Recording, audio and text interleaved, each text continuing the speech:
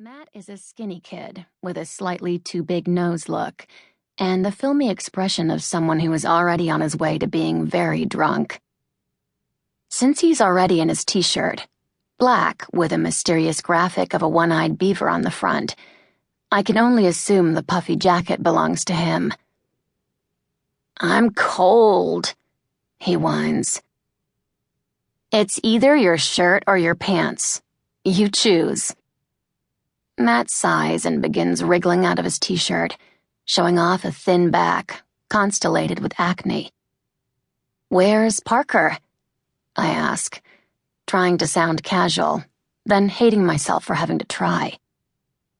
But ever since Dara started, whatever she's doing with him, it has become impossible to talk about my former best friend without feeling like a Christmas tree ornament has landed in the back of my throat. Dara freezes in the act of redistributing the cards, but only for a second. She tosses a final card in Ariana's direction and sweeps up a hand. "No idea." "I texted him," I say. "He told me he was coming." "Yeah, well, maybe he left." Dara's dark eyes flick to mine, and the message is clear. Let it go. I guess they must be fighting again. Or maybe they're not fighting, and that's the problem. Maybe he refuses to play along. "Dara's got a new boyfriend," Ariana says in a sing-song, and Dara elbows her. "Well, you do, don't you? A secret boyfriend?" "Shut up," Dara says sharply. I can't tell whether she's really mad or only pretending to be. Ari fake pouts. "Do I know him? Just tell me if I know him." "No way," Dara says. "No hints." She tosses down her cards and stands up, dusting off the back of her jeans. She's wearing fur-trimmed wedge boots and a metallic shirt I've never seen before, which looks like it has been poured over her body and then left to harden. Her hair, recently dyed black and blown out perfectly straight, looks like oil poured over her shoulders. As usual, I feel like the scarecrow next to Dorothy. I'm wearing a bulky jacket Mom bought me 4 years ago for a ski trip to Vermont.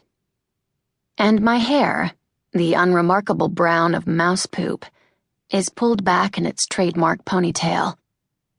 "I'm getting a drink," Dara says, even though she's been having beer.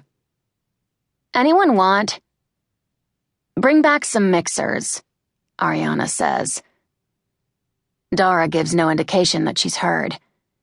She grabs me by the wrist and pulls me out of the horse stall and into the barn, where Ariana, or her mom, has set up a few folding tables covered with bowls of chips and pretzels, guacamole, packaged cookies. There's a cigarette butt stubbed out in a container of guacamole, and cans of beer floating around in an enormous punch bowl full of half-melted ice, like ships trying to navigate the Arctic.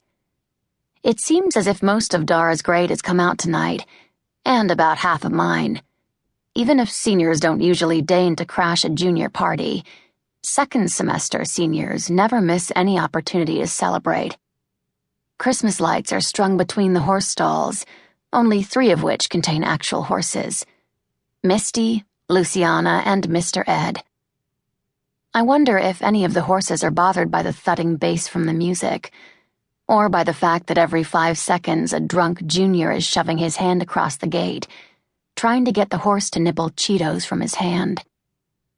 The other stalls, the ones that aren't piled with old saddles and muck rakes and rusted farm equipment that has somehow landed and then expired here, even though the only thing Ariana's mom farms is money from her 3 ex-husbands, are filled with kids playing drinking games or grinding on each other, or, in the case of Jake Harris and Aubrey O'Brien, full-on making out.